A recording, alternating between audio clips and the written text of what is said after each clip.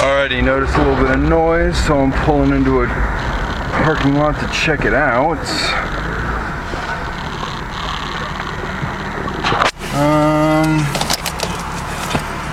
Oil pressure's still doing alright.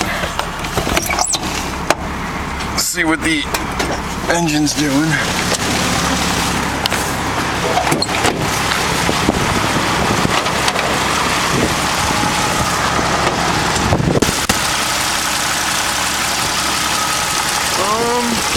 Well, I smell the burning clutch, but that's from the AC compressor. I knew about that.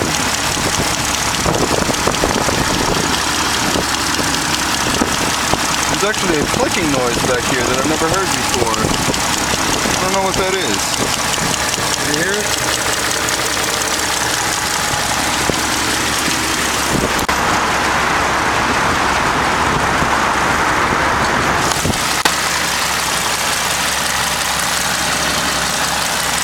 Anyway, doesn't sound bad.